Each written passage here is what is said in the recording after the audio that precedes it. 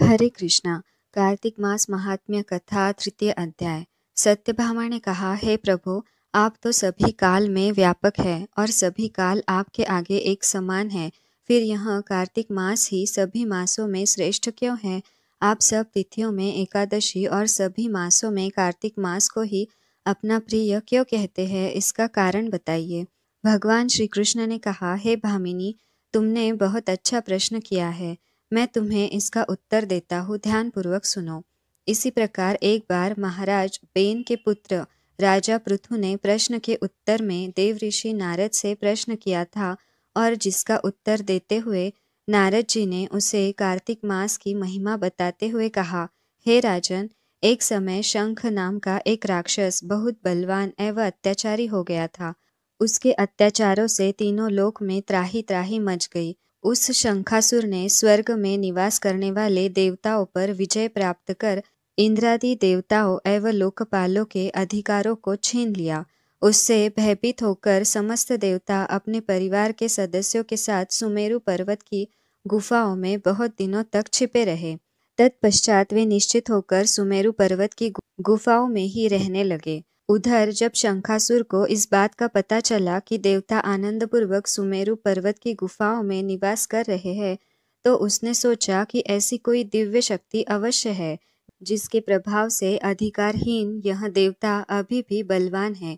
सोचते सोचते वह इस निर्णय पर पहुंचा कि वेद मंत्रों के बल के कारण ही देवता बलवान हो रहे हैं। यदि इनसे वेद छीन लिए जाए तो वे बलहीन हो जाएंगे।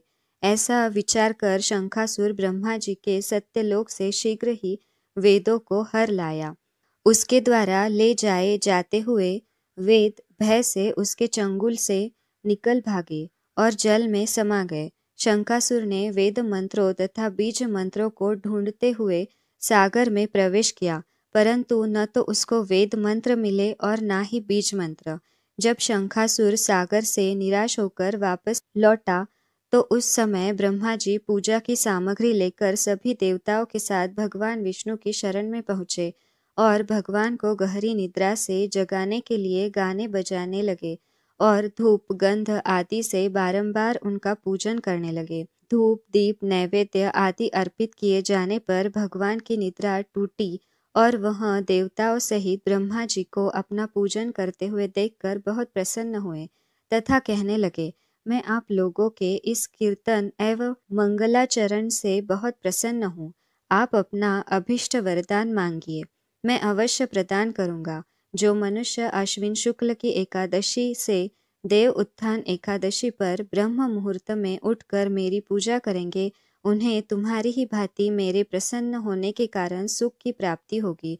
आप लोग जो पाद्य अर्घ्य आचमन और जल आदि सामग्री मेरे लिए लाए हैं, वे अनंत गुणों वाली होकर आपका कल्याण करेगी। शंखासुर द्वारा हरे गए संपूर्ण वेद जल में स्थित है। मैं सागर पुत्र शंखासुर का वध करके उन वेदों को अभी लाए देता हूँ। आज से मंत्र बीज और वेदों सहित मैं प्रतिवर्ष कार्तिक मास में जल में विश्राम किया करूँगा। अब मैं मत्स्य का रूप धारण करके जल में जाता हूँ। तुम सब देवताओं भी मुनीश्वरों सहित मेरे साथ जल में आओ। इस कार्तिक मास में जो श्रेष्ठ मनुष्य प्रातःकाल स्नान करते हैं, वे सब यज्ञ के अवभृत स्नान द्वारा भली भांति नहा लेते हैं। हे देवेंद्र, कार्तिक मास में व्रत करने वालों को सब प्रकार से धन पुत्र पुत्री आदि देते रहना और उनकी सभी आपत्तियों से रक्षा करना। हे धनपति कुबेर, मेरी आज्ञा के अनुसार तुम उनके धन धान्य की वृद्धि करना, क्योंकि इस प्रकार का आचरण करने वाला मनुष्य मेरा रूप धारण करके जीवन मुक्त हो जाता है। जो मनुष्य जन्म से लेकर मृत्यु पर्यंत विधि पूर्वक इस उत्तम व्रत को करता है, वह आप लोगों का भी पूजनीय है। कार्तिक शुक्ल पक्ष की एकादशी तिथि को तुम लोगों ने मुझे जगाया है, इसीलिए यह तिथि मेरे लिए अत्यंत प्रीतिदायिनी और माननीय है। हे देवताओं, यह दोनों व्रत नियम पूर्वक करने से मनुष्य मेरा सानिध्य प्राप्त कर लेते हैं। इन व्रतों को करने से जो फल मिलता है वह अन्य किसी व्रत से नहीं मिलता। अतः प्रत्येक मनुष्य को सुखी और निरोगी रहने के लिए कार्तिक महात्म्य और एकादशी की कथा सुनते हुए उपयुक्त नियमों का पालन करना चाहिए। इति श्री कार्तिक मास तृतीय अध्याय श्री कृष्ण चरणार्पणम वस्तु।